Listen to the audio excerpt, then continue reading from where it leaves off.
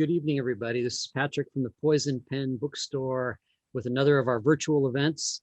And tonight we have a real treat for you. Michael Koryta is here to discuss his brand new book. And I think Barbara's holding up the title right there, Never Far Away. And joining us again, Lee Child, who's going to be doing the heavy lifting and talking with Michael. And Barbara is at her home office. So it's quite the feat of technology. Here we are in 4 different locations. As always, if you're watching on Facebook, I will be behind the scenes here monitoring the Facebook feed for questions for Michael, for Lee and Barbara. And I'll pop up probably about halfway through if you have some questions. So as I always do, Barbara, I'm going to turn it over to you now. Thank you very much, Patrick. I am going to pick up my glass of delicious Dalheim rosé wine from South Africa, and I'm going to toast Michael Koryta for his book launch, Never Far Away. Michael, we've been so lucky to do this with you very often, but this is the first time you haven't actually been sitting next to me, hoping that we can get through the event so we can go out to dinner. We're breaking new ground. I won't say I love it, but thank you. Oh, you're entirely welcome. So our history with Mr. Koryta is vast, and among other things, Michael was a writer in residence for the Poison Pen, which was a lot of fun. I think you were the second one following Charles Finch, if I recall. And it was great. He taught classes and he hung around, but he also actually wrote something while he was in Scottsdale, if I remember, right? Yeah, I wrote the first act of the screenplay for Those Who Wish Me Dead. And it comes out May 14th. We do have a release date now. Taylor Sheridan, amazing director. Angelina Jolie. I hear a few people have seen some of her films, so that's exciting to actually have it out in the world. And it all started there at the Poison Pen, so thank you. I should be giving the toast here. Not at all. It's really been a pleasure. We have a local author who is former policewoman named Isabella Maldonado, and she came out with a new book this year, and the next thing we know, J-Lo has bought it and is going to be starring in it. So I think to myself, who knew that books were going to be the road to hanging out with Hollywood? But Lee knows all about that, right? And actually, Lee, what's going on with the Reacher TV before we plunge into Michael's book? It is going fine at this point. I mean, at the moment it's on, it's paused because of the pandemic. The idea hopefully was that we would start shooting in last fall in Georgia, which for a time looked possible because, you know, the idea was to have a quarantine set that we might just get away with.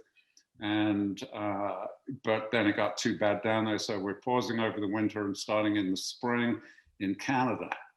Oh, really? Yeah, so the sets are being built right now as we talk. And middle of March, the essential core crew goes out there, in the middle of April the camera rolls, and so yeah, it's all happening. We're talking about music and all the good exciting stuff that is interesting to me, because as you may remember, I started out in television, and so I've sort of looped all the way back, but into a whole different television environment. You know, it's completely different now than it used to be with the advent of long form narrative binge watching streaming type television. You know, that was not invented yet when I worked there. We had to pedal the equipment to generate the electricity and all that kind of stuff. Now, right, the bicycle, right, to generate. Oh, so wow. now I'm seeing it from a different perspective. It's the same but new, and so far it's a lot of fun. Who's the casting? We've already mentioned Angelina for Michael, but who's leading the Reacher series? The Reacher is a guy called Alan Richson, who, you know, we had, I don't know whether you noticed, but we had minor controversies along the way with the previous actor that was in the feature films. And you didn't notice? Okay, well, there was a feeling that despite his other qualities, he was physically not a fair representation. And so this time, and it was weird doing it by all the screen testing by Zoom, but I can't say bad words on Poison Pen, but we promised the biggest mother you have ever seen, and Richardson fits the bill. He's I'm not going to say this to his face, but he's, you know, not especially good looking. He's just a big, huge hunk of beef. But he has that kind of weird courtesy that Reacher has, you know, that is typical of an Army officer and West Point guy. He's courteous, but lethal. And so it's looking good at this point. It sounds great. I can remember when you were here at the store and the question arose about the casting of the Reacher movie. And I remember you saying, and it was really true, that there weren't at that point any very tall leading men available. Well, I just love that you get the biggest movie star on the planet and people complain. yeah. Tom Cruise, come on. What can you do, you know? But, I challenge. and Yeah. television was great for that because it's much less star driven than the actual feature films. You know, the feature film, the actor essentially has to bring the money, not his personal money, but he individually has got to attract the investment. And television works differently than that, and it gave us a way freer hand. And I think people are gonna really, they better, after what we put up with before, if they don't like this guy, then I'm personally gonna kill everybody who complains. I see. Okay, well, on that apocalyptic note, why don't we talk about the opening scene of Never Far Away, which I thought, Michael, was pretty damned apocalyptic. Try it again, apocalyptic. Thank you. Yes, I like to open with something that feels, you know, it's a feel-good kind of Mother's Day pick. So I think the first sentence refers to twin satellites of death. I want to set the tone in as cheerful a fashion as possible, as quickly as possible. So that's something Lee taught me years ago. You're right. Twin satellites of death, right there. Okay. Yeah, I mean, there's a lot to talk about this book, but also about other books. And I mean, obviously the movie, we've got to talk about that with Angelina. But my standard, and Barbara knows this because we've done a few of these this year, but my standard question is always first, how has the lockdown treated you as an artist? You know, I'm not asking medically how you are or politically what you feel about it, but purely through work. How have you reacted to it? Some people are incredibly productive. Some people are paralyzed. How has it been for you? You know, early on, I had this sense of, I feel like a desire to have solidarity. It was that, you know, bombing of Britain sort of moment where everyone else had their lives turned upside down and you feel like you must share in that in some way. And then we got a couple of weeks into it and I realized I have the great gift of not needing to turn anything upside down. I mean, I'm as fortunate as you could possibly be. I'm allowed to work in the exact same space, doing the same thing. And we don't have young children at home. We're not dealing with homeschool or any of those challenges. So on balance, hugely fortunate, but it definitely creeps in. I think from a craft standpoint, the question became, do you want to deal with this in your work?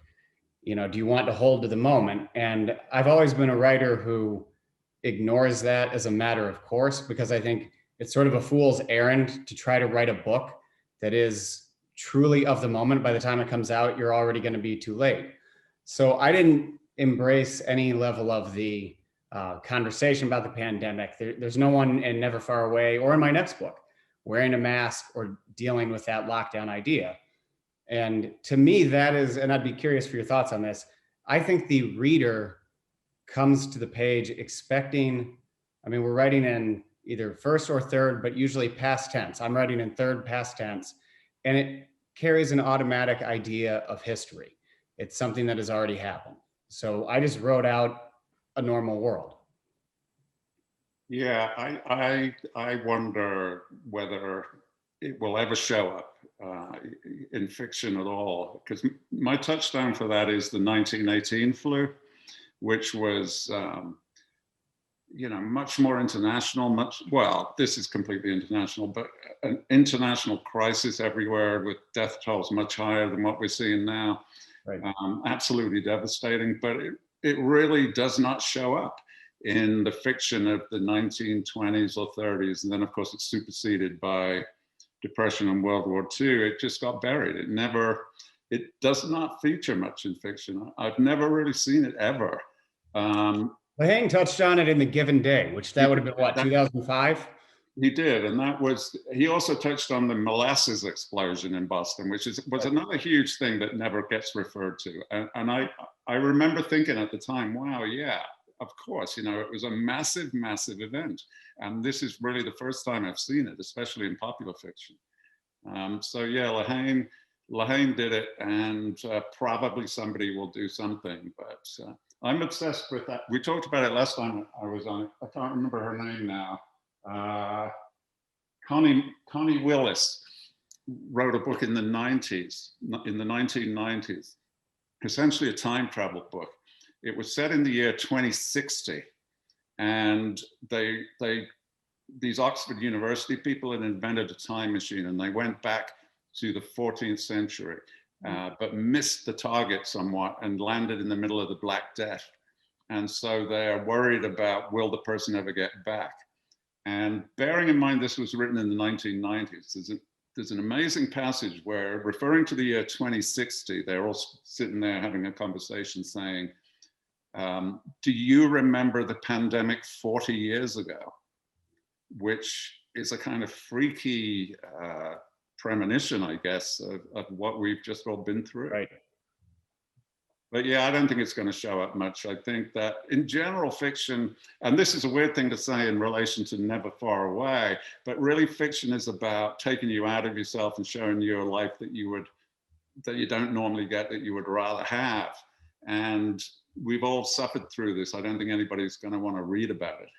Right. We're fatigued by it anyhow. Now, it seems like television is rushing off to try to put it in the moment. And I don't know about you, I have no desire to watch a fictional show that is set in pandemic world. I just have no appetite for it.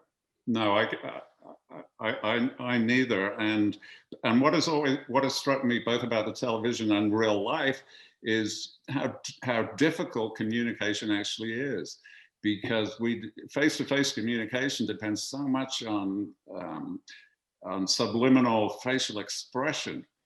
I've been very conscious of meeting people at the door. You're wearing a mask, and you can't do any of the things you would normally do. That sort of welcoming smile, or the face that says, "Yeah, you're not interrupting me. I'm fine," or whatever. Or your eyes glaring at the person, and you've got no idea what expression you're communicating or receiving.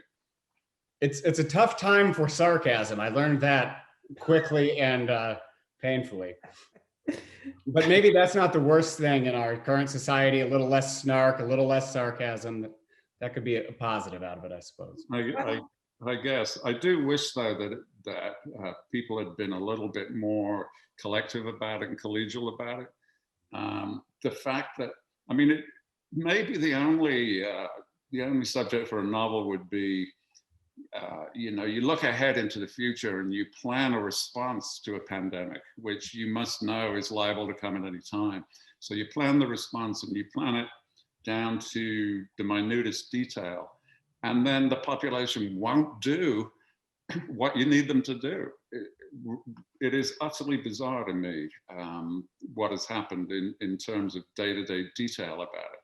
You know what I went back and reread really early was Under the Dome by King. I think that holds up very well as a plague. It doesn't have anything to do with a plague. It's just the idea of a siege and how well people do or do not work together, and how quickly there's that Lord of the Flies idea of how quickly we split into our survival factions, and not in a very redemptive way. When you think about the human spirit, we love to tell these survival narratives in which people band together. But I think that might be more a product of fiction than reality in some cases. Well, it certainly seems to be, yeah. I loved Under the Dome. I remember it well. I took it as a political allegory at the time. Yeah. And I'm sure that's how he intended it. It would be interesting to talk to him about that now, because the way I understand it, it was inspired by the Bush years, albeit published later.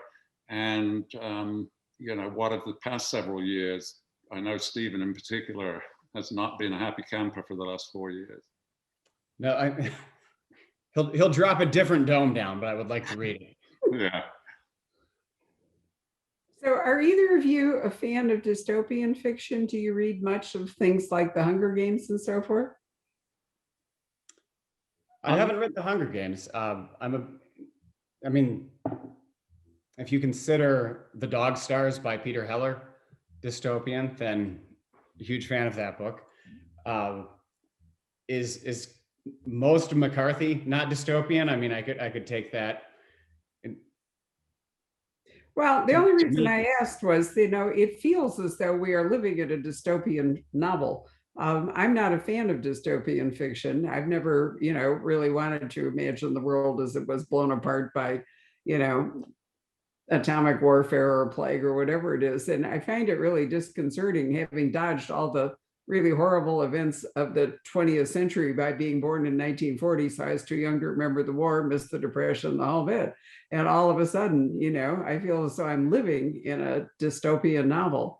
And I think a lot of people do. And it's very difficult to find your way. And also, since we can't see where we're going very clearly, I think that makes it hard to write about it. Because anything you write about it, as you point out, Michael, would be very dated by the time a book emerges. I think that's where you go to the idea of emotional honesty, though. If the emotional honesty is there, then it's timeless. And there are some core responses, some human responses we've seen in the last year, for better and for worse, that you could use that to frame any type of narrative. I mean, not to put Lee on the spot, but Jack Reacher would have been, I feel, very angry during the last year. I feel like he would have had some scores to settle.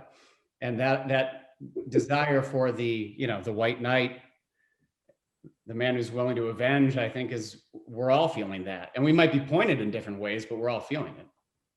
We are, although the nature of disease and infectious disease is so different, stealthy, unidentifiable. There's no real identifiable opponent.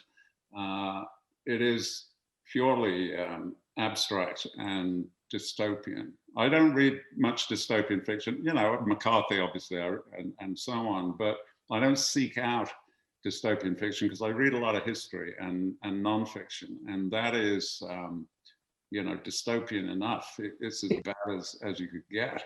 I just read a new book about the Cultural Revolution under Mao, and I'm now reading the new biography of Sylvia Pankhurst, which is, a particular period of time that everything is dystopian. Why would you want to read about it in terms of fiction? For me, fiction is escape, which doesn't mean it has to be all fun and pleasant all the time, very far from it, but it has to connect with achievable desires. Somebody's in trouble, they want to survive. Somebody's been wronged, they want to put it right. It has to be achievable, and I think that pandemics and so on are just too global and too enormous and too amorphous, really, to identify an opponent. Although there's one idea I have had, and I don't intend to write it, but one idea that floated through that was pandemic anchored, and I actually had the moment of thinking, I would like to write this, and then it passed. You remember Neville Shute's book, No Highway? Oh, yeah.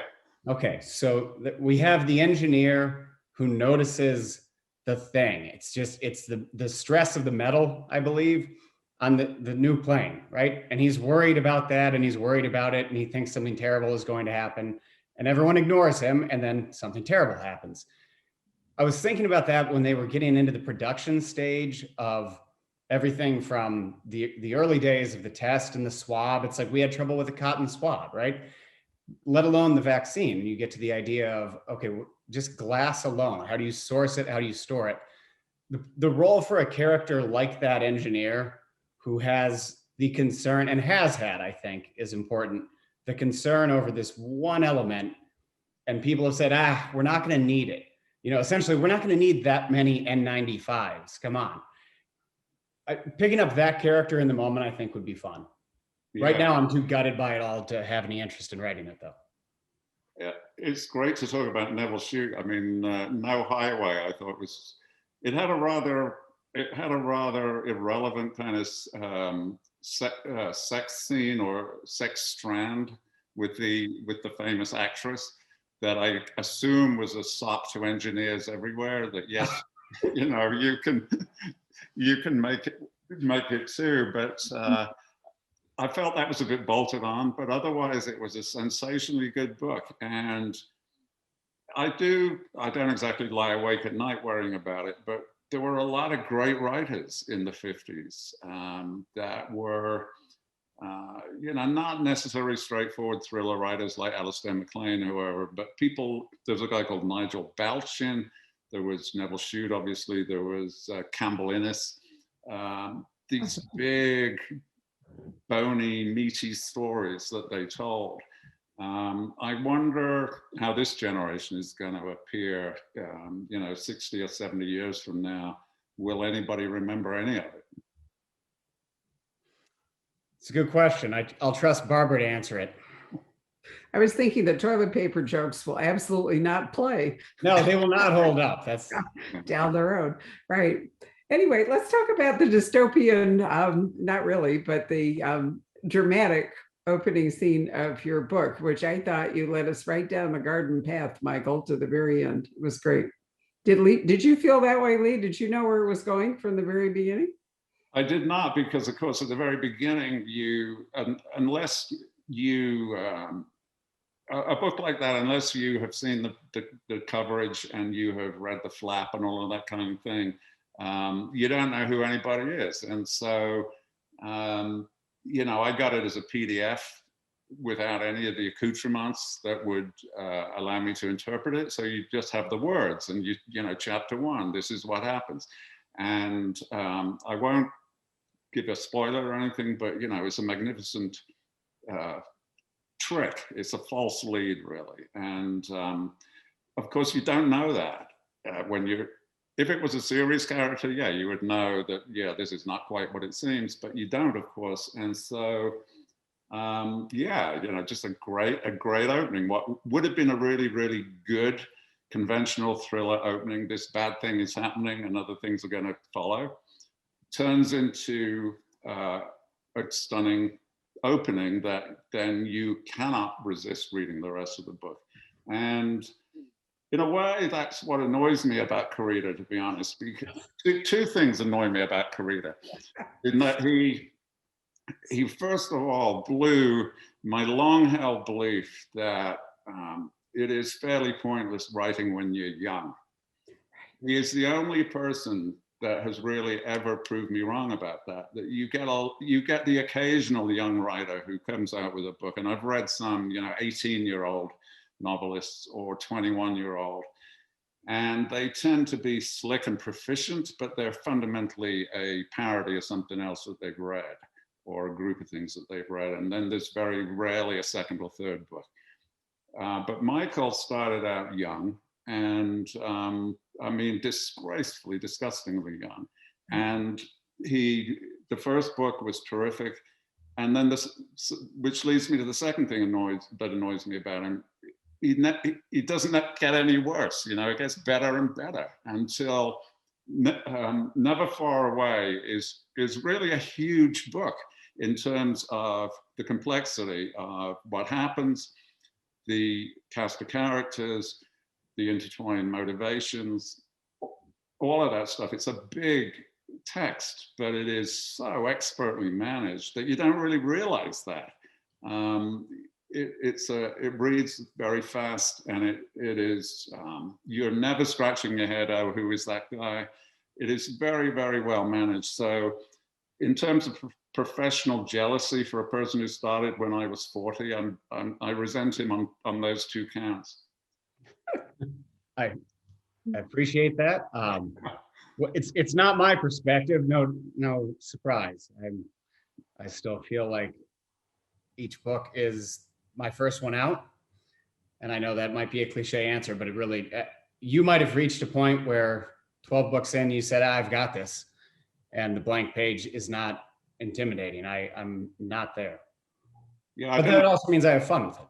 I don't think anybody is there, and nobody worthwhile ever gets there. And I never reached a point where I said, okay, I got this.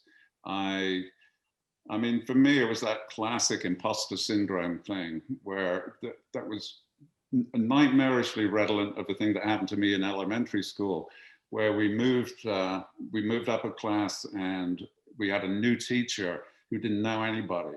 And they wanted me, on a Friday afternoon, we did art. And so the first Friday, my picture came out pretty good, actually, which was a total fluke. And then the next Friday, it came out pretty good again, which was a double fluke. And then the third Friday, he wanted us to do this, this class project, and he put me down to do the wall art. And I thought, I can't, no, it was 2 flukes in a row. I can't do this.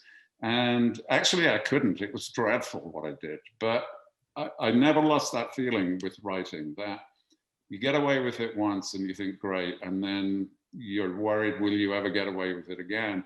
And in my case, 25 books later, it's still exactly the same. And I think I thought it was just me. And I remember very, very early on talking to a Texas writer called Jeff Abbott. Do you know Jeff? Yes, yeah. And I sort of cautiously admitted to him that I felt this way. And he said, everybody feels that way. If you don't feel that way, then the book is not going to be any good anyway. And so I took some reassurance from that. I think the reader smells overconfidence or arrogance quicker than the writer will. I mean, you can tell when it's being phoned in. You can tell when the level of devotion to craft is present and when it's not. I agree. And I think there's a very simple and obvious clue that I've noticed is that if the writer is phoning it in or painting by numbers, there is much less dialogue than there ought to be. There's some kind of a reluctance to actually inhabit the character, to believe in the characters, to visualize them as real people interacting, and therefore there is naturally less dialogue. It's more of a description of things or events. And I definitely noticed that. Generally speaking, with older guys who who are definitely phoning it in, but it's a tell to me if there's less dialogue than normal, their heart is not in it. Well, I hadn't considered that, but I think it's a great point. If you haven't put in the time to think about how the character really metabolizes the world, then you are not going to feel comfortable speaking in their voice. And so it's a smart observation. Now I'm going to go back to the work in progress and add 30 pages of dialogue. So Yeah, exactly. You better. just so you don't know immediately. Yeah. But so Never Far Away is, as a title, I think it becomes self-explanatory as you understand the story. But really, I guess, I'd be interested to hear the angle from which you approached it, but it was really a bit like that question that you would pitch to say, what would you do to protect your family? And that normally means, it's usually a male character who then will hunt down the bad guys, a Cape Fear type of thing, either Right. successfully or not.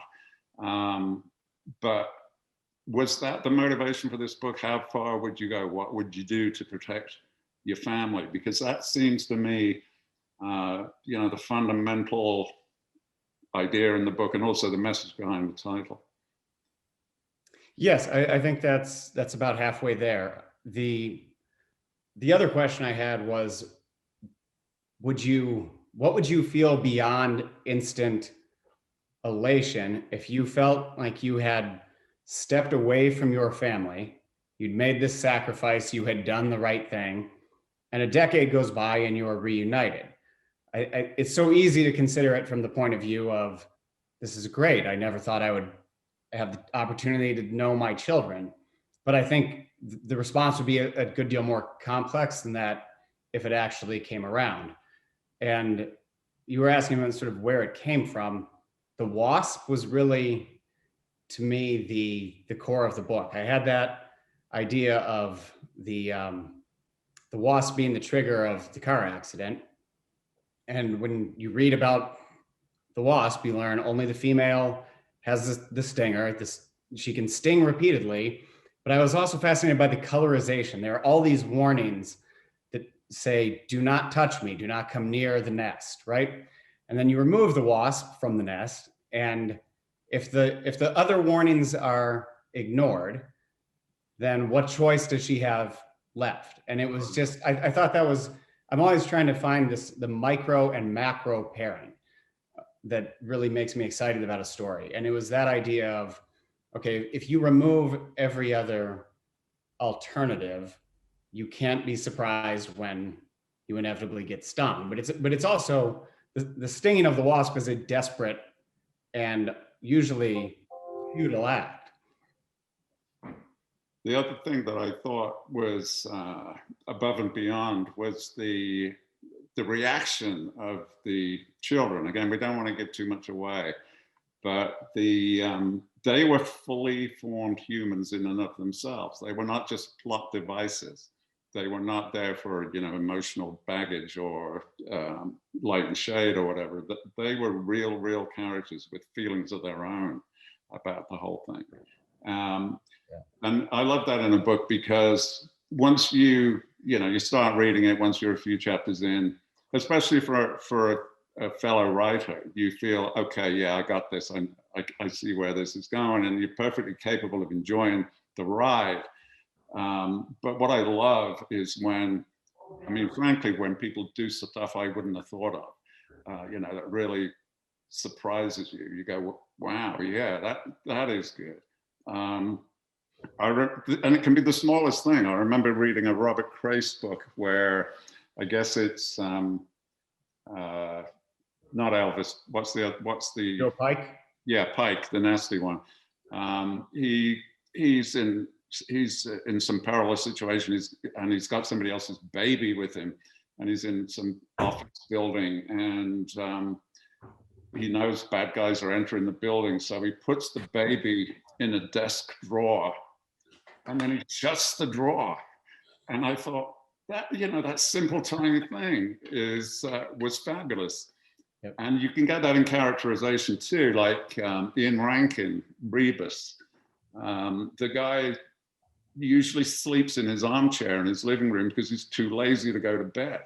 And I thought, there again, a tiny thing, but very impactful. Do you think, I can't ask you about their process, but for you personally, when you hit on those moments, are they surprises generally? Yeah, and there are two things that happen to me that are rare. You get an idea like that, utterly spontaneous in the moment, and it is a complete surprise, and it works, and I love that. And the other thing I love is if you do a sentence or a couple of sentences that are really good, you've got a great line. And you feel a kind of euphoria for that. And I've probably felt that in my 25 books, I've probably felt that, 30, 40 times. And then you read somebody like William Shakespeare and you think, my God, this guy was feeling it 30 or 40. Yeah, those must have been fun days, right?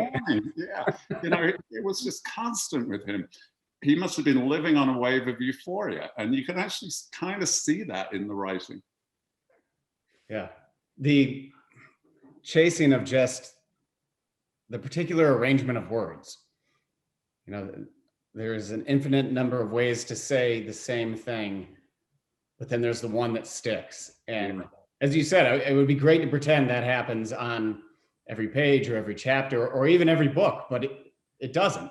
No. It doesn't for me, at least. No, not for me either. And a lot of them are minor, and I have noticed, and actually I'll ask you this as well. I've noticed that in every one of my books, there's something that I'm kind of proud of. It can be sometimes a paragraph or two or a whole page or something, or a notion or a thought that is being explored. And I'm really satisfied with it. And I think, yeah, that is pretty good. And out of 25 books, nobody has ever mentioned or picked up on it. No, they never, the little battles, the little victories, I feel like have to be individual. And it makes sense. But I'm always waiting for that moment where someone comes up at a signing and says, points to that small thing that you're referencing and says, man, I loved that. And so far I can't, there's some great questions or, sharp-eyed readers, but I don't think the emotional experience that we have ever translates in exactly the hoped, the intended way. Which I think is fair enough, because the inverse of that is that the struggles that we have, we certainly don't want those to be visible. And, there are so many cliches about expressing how to do it. I think Michael Connolly says it's like you get in a limo for a ride to the airport and you don't want to know about all the whirring bits thrashing about underneath or under the hood or whatever. You just want to get to the airport in comfort. And so we want to conceal the difficult bits or the places where we've struggled, which can be the most stupid and trivial parts of a book. How to get the guy from one room to the next room can be agonizing. And right. you don't want people to notice that. So maybe they shouldn't notice the small personal triumphs either. Yeah, that makes sense. When you invent the perfect fan belt for a car, you don't want that to stand out, right? You don't want it to stand out for failure or success. Just move the thing down the road. Yeah, so much of it is designed not to be noticed. And in a sense that is, but what really gets me is when somebody does come up in the book line and say, I love that bit where, and then they go on and quote somebody else's book.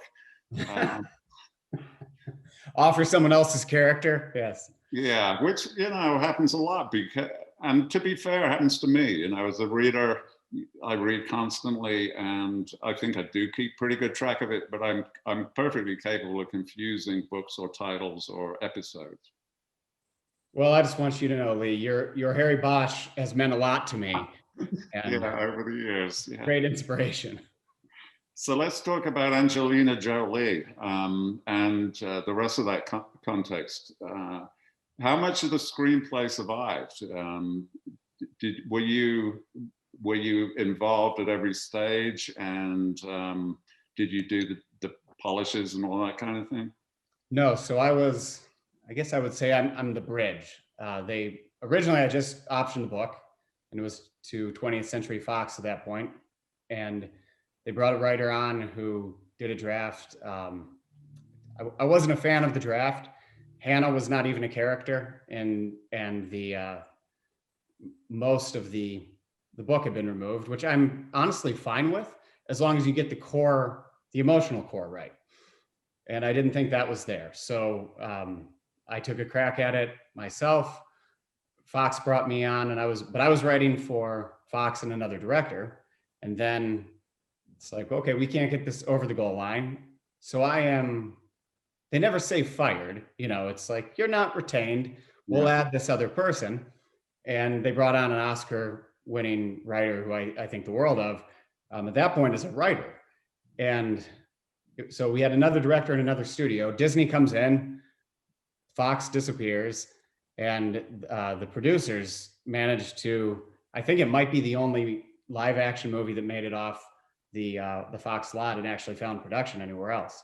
And then ran smack into a pandemic. So to get back to your question about the script, I would say structurally about 80% of what I did is there. I'll leave it to the audience to determine whether those were good or bad portions. How is it coming out? Is it simultaneous theater and streaming, or yeah? So AT&T, parent company now of Warner and HBO. Warner picked up distribution, and the entire 2021 slate goes theatrical and HBO Max at the same time. Mm-hmm. Which, I'll admit, I went through my little stretch of feeling sorry for myself about the experience that I won't have with the traditional premiere and the red carpet. And you've got such an amazing cast. I mean, you've got Nicholas Hoult and John Barenthal and Aidan Gillen and Tyler Perry and Sheridan and Jolie. I love everyone involved with the movie. And then I read a quote from the director of Judas and the Black Messiah the other day. I think it was in the Atlantic. And he said he's in the exact same scenario. His movie's coming out from Warner and HBO Max. And he said, well, why would I possibly want someone to go to the theater and get sick and die to see my movie? And that part is obvious, but then he also reflected on a personal level. He said the last year has been crap for me. There hasn't been good content. I'm starved for good content, and I'm ready for movies. We've had TV, we haven't had movies. And so I read that and thought, okay, that's the way I need to look at the world. I need to just appreciate the fact that it's out there, and it has great performances. It's well shot. People will enjoy it. Yeah, I can't wait to see it. I think that, obviously I haven't seen any of it, so I can't say, but it should, the bones of it, the book was great. And obviously a lot of books have been screwed up, but it seems like a resilient enough story that it should survive. Well, I keep joking, it's had the right title. I mean, it's been through multiple writers, directors, studios, and then right into a pandemic. So it's an aptly titled project. I'm amazed the title has survived. I shouldn't jinx myself. Yeah. Too soon. Yeah. But yeah, I'm sorry about the premiere and all of that, because I had 2 of those, and they are undeniably fun, in a sort of shameless way. And you've got to sort of participate a little bit in the illusion, because the red carpet is it attracts people of they're basically hysterical, and they've got no clue who anybody is, let alone the book writer, and yet they're screaming and shouting, and it's just lovely. It is absolutely a lovely experience.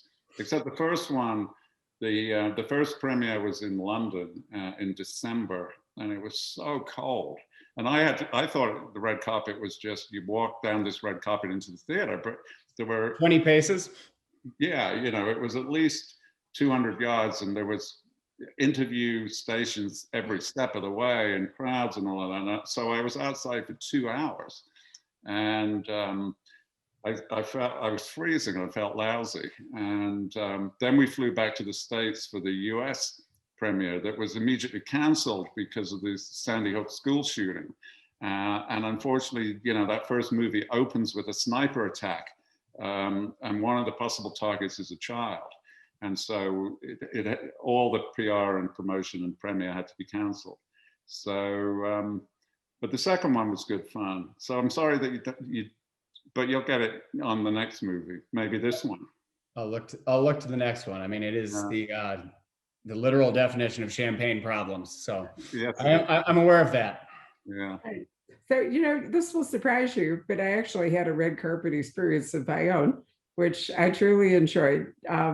Joanne Harris and I got to be friends over one of the worst book supply debacles ever. I persuaded Viking to send 100 copies of Chocolat to Joanne Harris in Manchester, where she lived at that point, near Manchester, to sign. And in those famous words of long haul truckers and so forth, the books fell off the truck and disappeared. And it took something like 18 months to reassemble 100 first printings, because it shot off into reprints and get them back. And so I went over to the UK for, I don't know, it must have been a CWA conference or something, and Joanne and I met up, and the movie was being shot, at that point, of Chocolat with Juliette Binoche and Johnny Depp and so forth. And Joanne was apprehensive about coming to New York for the premiere, so she invited me to be her date. And actually, I agreed. My sister was a very big thing in film. She was the director of film and the film archives for the Museum of Modern Art. So she was a big nose in film. So when I went to New York, she was sort of visibly grinding her teeth that I was going to the premiere of Chocolat with Joanne, and my sister, was not invited. And we did the red carpet thing. And the thing I remember I enjoyed the most was I got to walk down the aisle and take a seat 4 rows closer to the screen than Nora Ephron. I thought this was just fabulous. But anyway, when it was all over, the Plaza hosted the after party for chocolat. Everything was chocolate. Juliette Binoche was swathed in swan's down. Johnny Depp was in jeans and a holy t-shirt. And I was having an operation at Mayo Clinic 2 days later. So for the only time in my life, because I'm quite short and I have to watch my weight, I was able to eat all the chocolate I could possibly eat at the Plaza Hotel. And that's it. I never expected anything like that to happen to me in my life, but it was really dizzying in all kinds of ways. Lord, it was a long time ago too. When did Chocolat come out? It must have been like 2003 or 4 or something. Oh, I think possibly before that even, I think. Might have been. I Anyway, remember. it's a wonderful experience. You know what? It's a movie that holds up too. We watched it again not long ago. It was an amazing performance by Juliette, but Johnny Depp has done a lot of strange things since, but I thought he was really good in Chocolat. I love Juliette. I had to find something wrong with her so that the wife wouldn't worry too much. I was theoretically looking at other women, but I think her shoulders are kind of broad and chunky. I call her the wrestler, but apart from that, she's all right. Have you been watching Call My Agent? No. Which is possibly the very best thing written on Netflix. I mean, it's it's French, and it is absolutely extraordinary, but you want to watch it because in season 3, I think it is, Juliette Binoche is the actress that's the center of it, and she is beyond fabulously. So if you're a fan of hers, you really want to check in to Call My Agent. I have a question for Michael. Why is this book set in Maine? I mean, I know that you're living there part-time, but Maine is such an interesting background, for the kind of action that you have in this book.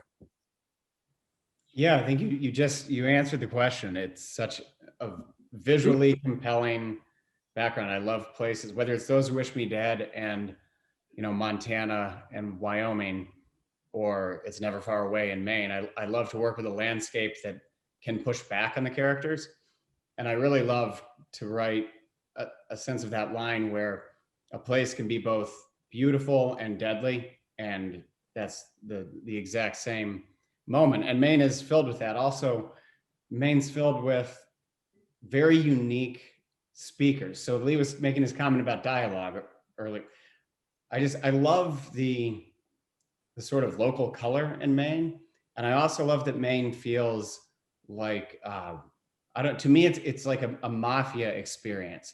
The term "from away" is so unique to that state. Yeah. And it's not just a little cliche about, oh, here's, the tourists from away. I mean, that really, it means something. You could have lived in a town like Camden or Tennant's Harbor, where some of the book is set. You could have lived there for 40 years and you're still from away. So I always joke that my wife she's like in Goodfellas, there's you're a made guy because you're a friend of a friend of a friend.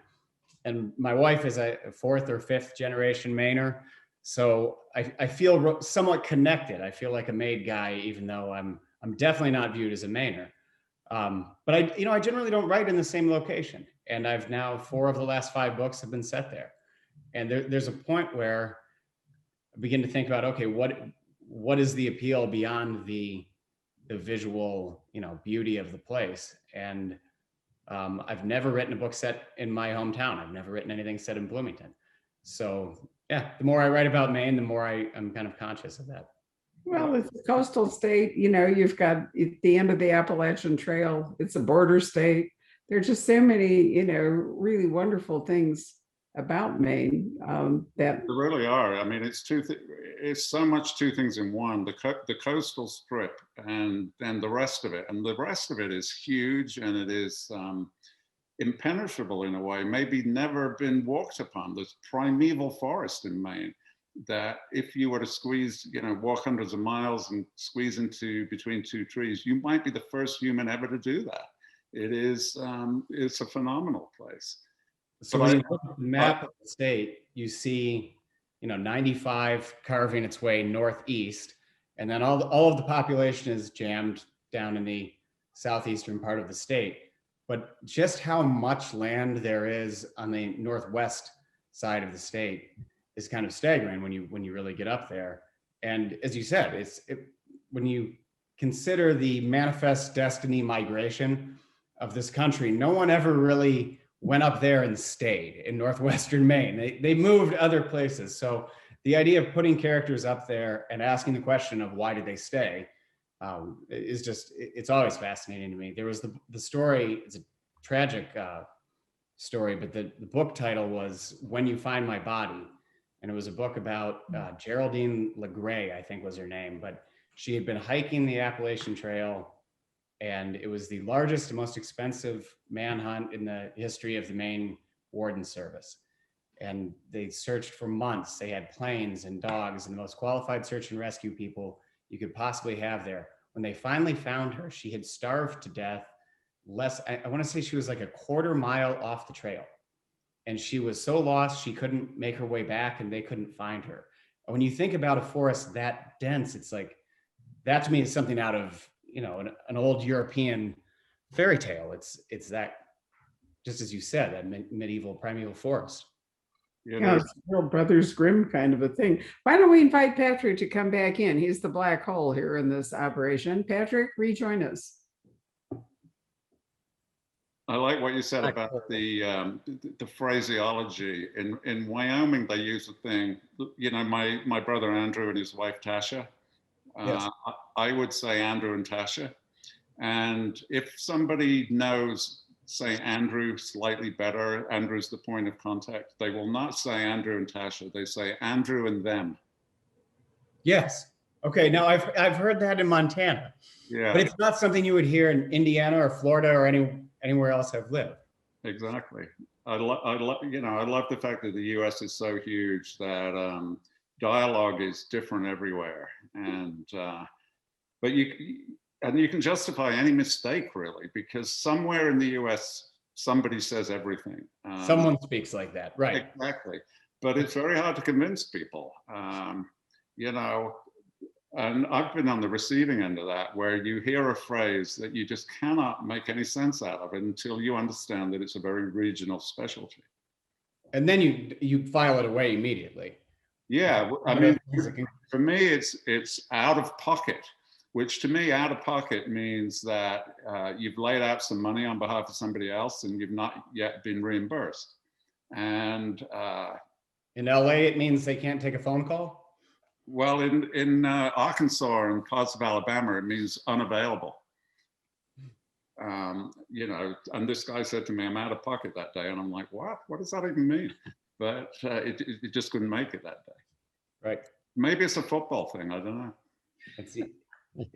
Wow, that's from a man where in London people can hardly even understand each other's dialects. I'm really impressed.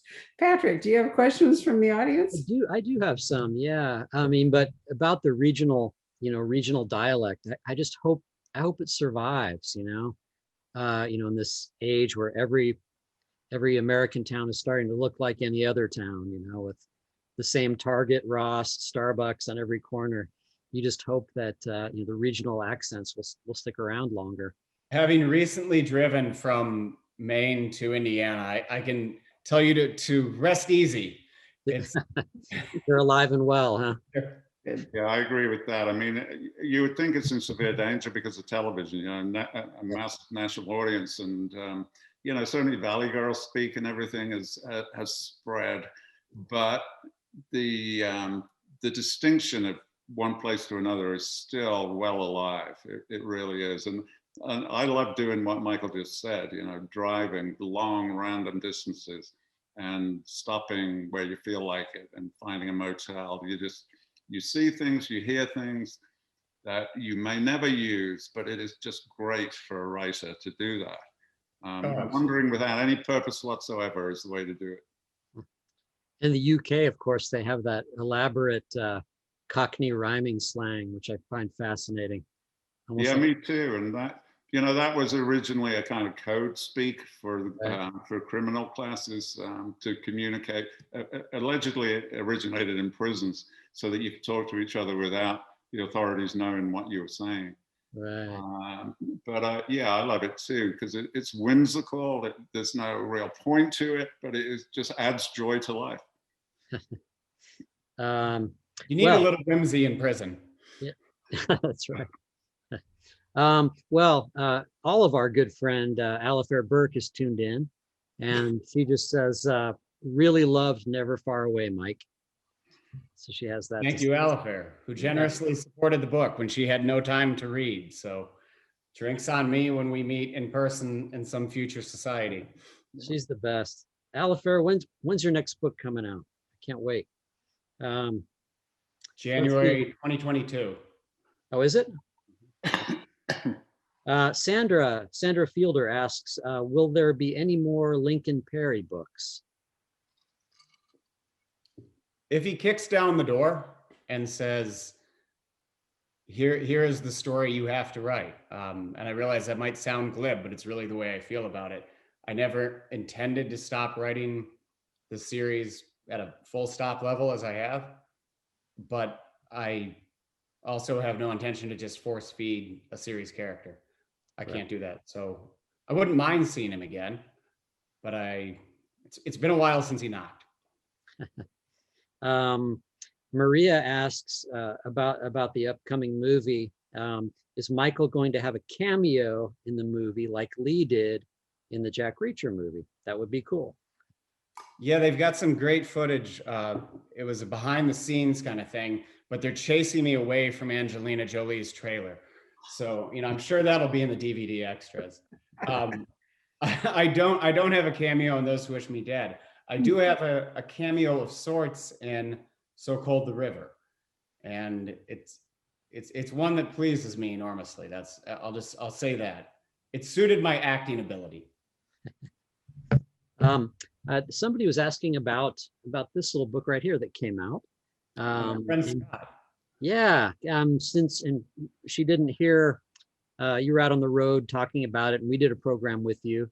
Would you mind just telling us a brief bit about it? Yeah, so Scott Carson is my alter ego. He's going to handle sort of the dark side of Michael Koryta. So anything in the supernatural or horror vein will be published under the Carson name. And The Chill is a good, cheerful story of neglected infrastructure that leads to human catastrophe. So a lot of our feel-good conversation from the beginning of the evening is, it's brought around pretty front and center in The Chill. And I have another book coming out in October under the Carson name that is also set in Maine, and that one's called Where They Wait. And it's a cheerful story of, so we're seeing these like mindfulness apps everywhere, and it's like Calm and 10% Happier, and there are a bunch. And they could be very helpful, but there's something to me that seems fundamentally creepy about the idea of so many people tuning in to the same content to be relaxed. So I thought that'd be a fun way to sort of play with murder and suicide and general death by phone and relaxation. So I'm trying to find everything that makes you feel good and then use that to scare you. Technical question, Michael. How did you choose that alter ego name? Was it just made up out of the blue, or has its personal significance, or what? It's an excellent question coming from Jim. So Carson, actually, you were on my mind with that. I don't know if you just made it up, or if there's something to it. The idea that the most bestsellers are published with the last name beginning with C. And I wanted to match the number of letters in Koryta, because I've always sort of imagined the idea of having a name that people could pronounce and spell. Barbara and other booksellers have talked about this word of mouth thing for a long time that doesn't really suit Koryta. And in The Natural, which is a book and a movie I love, and the movie is, that was a touchstone with my father for a lot of years. One of the most important characters is never on screen. And his name is Scott Carson, and he's the scout who finds Roy Hobbs. And then he sends Roy Hobbs up to the New York Knights, and Roy Hobbs hits everything. And it's like, well, is Scott Carson working for good or evil there? And I love the fact that we never really know his intentions and we never see him. It felt like a good pen name in that regard. It is an excellent pen name, yeah. Question for both of you, Lee and Michael. Just about, are there any writers that you automatically drop everything to read their new books? Besides each other. Yeah, well, that's if he's on the list. There are a bunch. I mean, I feel like I'll go over a lot of the usual suspects with Michael Connelly, Alifair Burke, Lee Child, Dennis Lehane. I'm trying to think of some people outside of the crime genre. I mean, Stuart Onan is a writer. I wouldn't miss anything by him. Daniel Waddrell's been really quiet lately. Jane Harper's become one. She's in the crime genre, but I could go. I mean, Lee, you read? How many books have you read this year, Lee? Oh, well, I was a judge for the Booker Prize this year, so there were 162 of those alone. I probably did easily over 320 or 30 last year, and this year, what is it? We're about how many? It's a book a day, basically, is what I like to do. But the thing I love is I would say those same names: Alifair, Michael Connelly, Dennis Lehane, Harlan Coben, people like that, because I know them, and I hang out with them a lot. And you and I, we're in social situations quite a lot, just shooting the breeze. And what I love is a year and a half later, you sort of pick up on those clues. Because a book is obviously a book, but it's also a kind of record of what the author was thinking that year. And if you know the author, it's like a letter from a friend. This is what was on my mind. And many times, I mean, with you, we could have been having dinner or something, and then a year and a half later, the new book comes out, and I read it, and I think, okay, that's what you were thinking about that night. There's always something. And Alifair, for instance, I remember the book called The Midnight Line.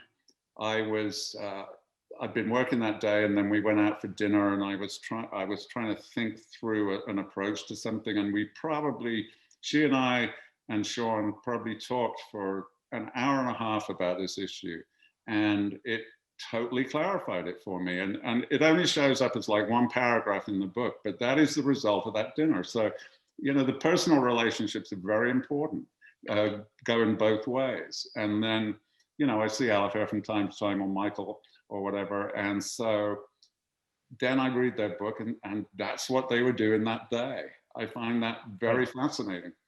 Yeah, it doesn't just build the connection. I think it deepens it, because in some ways the book is more personal than the conversation.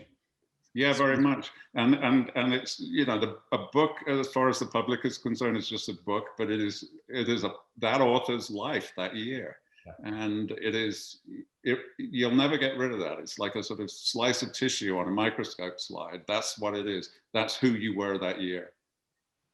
Absolutely. Well said. Barbara, that's about all we've got here. A lot of people watching.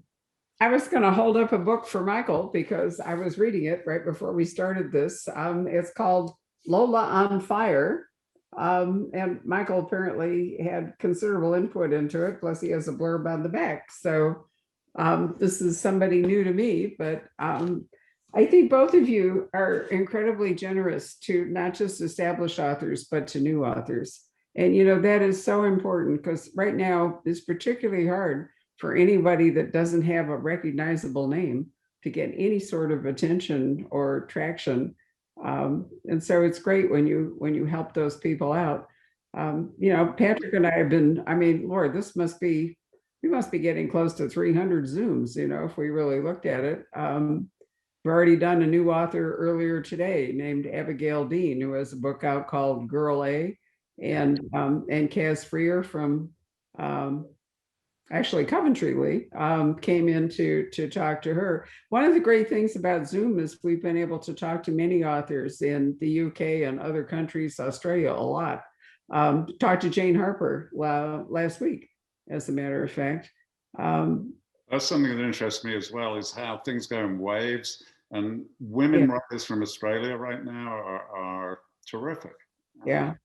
I don't know why it would be, but it's a golden age for that. But people assume I'm a nice guy because I help new authors, but absolutely not. It's purely selfish. I love new books. I love a debut novel that is, there's so much passion and energy and freshness. And if it's good, then you feel, wow, I got in on the ground floor of this, and for the next 20 years, I'm going to be following this person. I believe so that true. what Lee just said was genuine. He does. I know how much you love to read. However, I'm going to call BS on the people think that you're a nice guy, as if that's not true, because you gave me one of the first blurbs I ever had, and that it's been almost 20 years now, and you're giving up your evening to support my book again. So I don't think you really can make the case that you're not a nice guy, not a generous guy. I'm not a nice guy. I just love books, and I love writers. And I wasn't a writer as early as you. I was a TV guy, but eventually I was a writer, and I feel like these are my people. There's a certain thing about a writer, a wavelength thing that is so nice to know, just nice to be with them, nice to listen to them.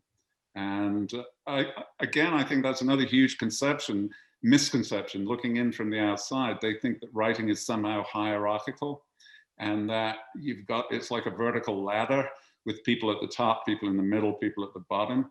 And I don't feel that at all. I feel like it's completely horizontal. It's like a chessboard. Sure, you're on your own square, but you're level with everybody else. And especially the debut people or people early in their careers, they still have the excitement and the passion and the joy of it, and to be around them. And they also are spraying ideas around. You can steal them. It's great.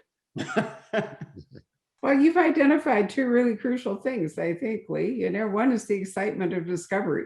I mean, we've always been passionate about that at the Poison Pen, supporting debut authors and finding them. And I think we have a really admirable track record. Patrick, in particular, is very good at spotting wonderful new talent.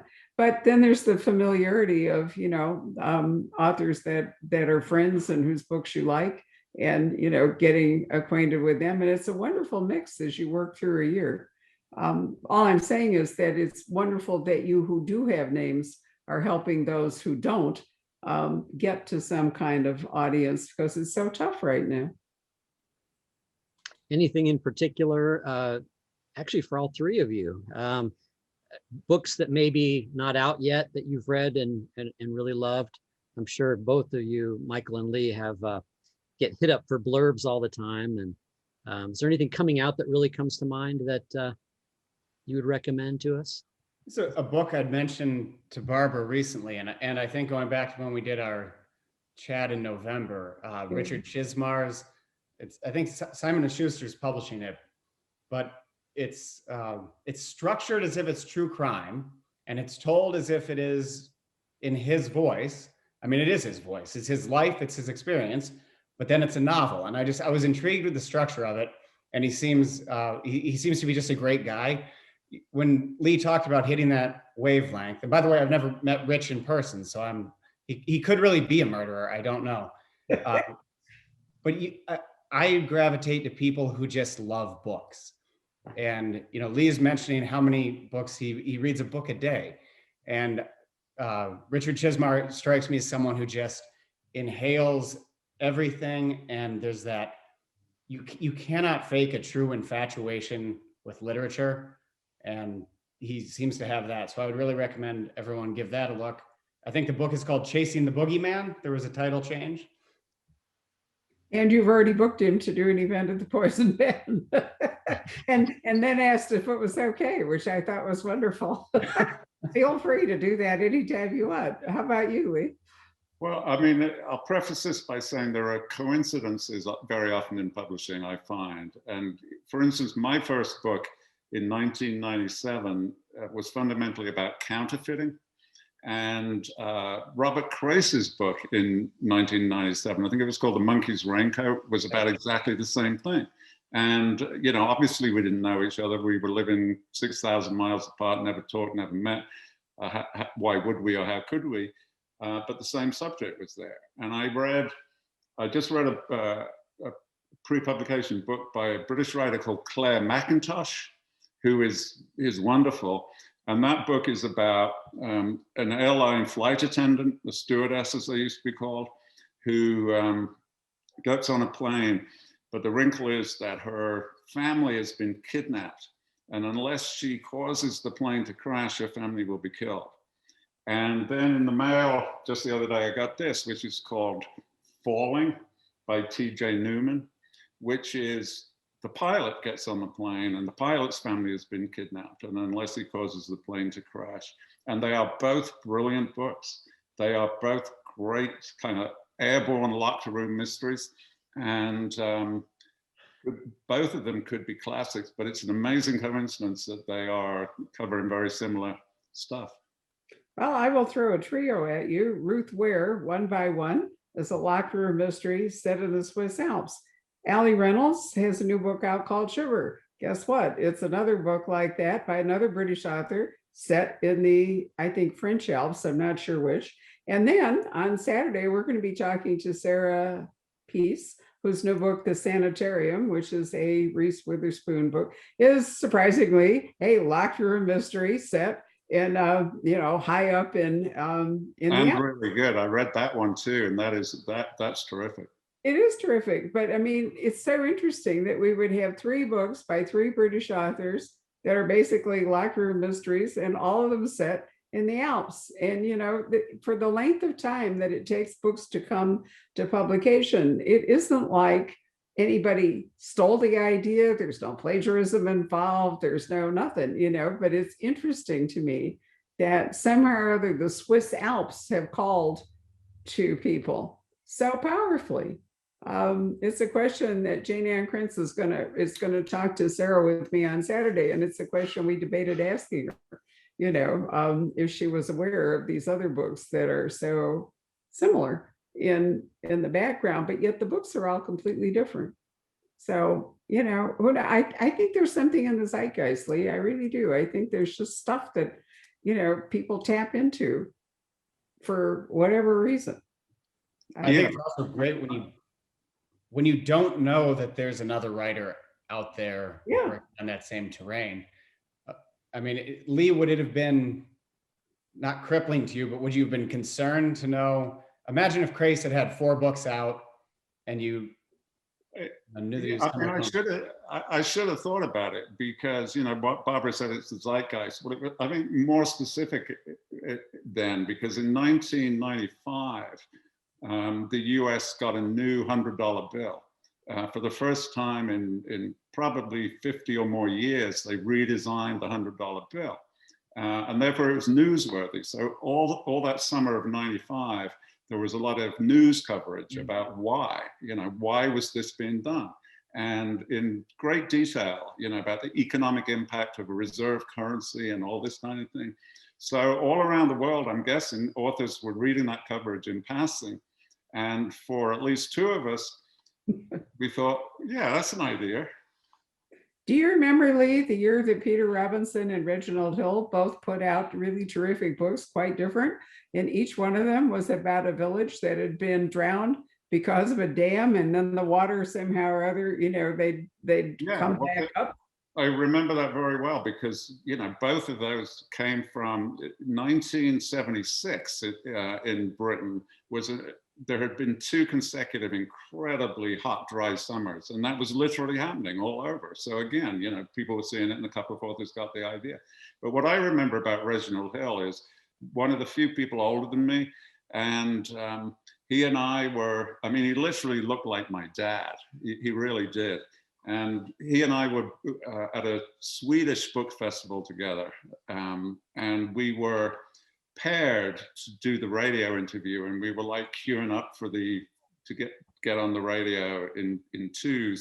And I didn't know him particularly, but we were chatting in the line, and over his shoulder I could see this stunning Swedish girl at maybe 17 who was kind of looking at me, and I could tell that she wanted to come over.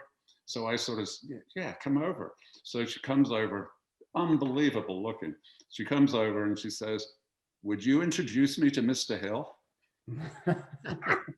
Aha, a humbling moment all the way around. I'm Reg Hill. He was one of my truly favorite authors and a man of unparalleled versatility. Honestly, he was just astonishing. Listen, guys, it's been great. I didn't realize we'd been going for so long. Thank you very much. It's been a fascinating evening. Patrick, thank you for hosting. Lee, thank you Thank so you, much. Lee. Great And to see you Michael, all. for the little tiny drag of wine I have left, let me salute you. This is a marvelous book. And we're really looking forward to May and the movie. And I'm looking forward to talking to you again when Scott Carson appears in October, except I gather we're going to talk, you and I and Mr. Chismar, sometime in the summer. You're going to get sick of me. I'm taking up residence. I never left. I love it. Great. Thank you very much for all of those Thank of you, you Lee. who have been watching. Don't forget, we have autographed copies of Michael's wonderful book, Never Far Away. And tomorrow there will be a podcast available. So if you'd like to recommend this program to your friends who don't want to sit in front of a screen, they can put on their earbuds and just listen to it. So thanks very much, guys. Good night. Thank you. Be safe. Be well, everyone. You bet. Take care.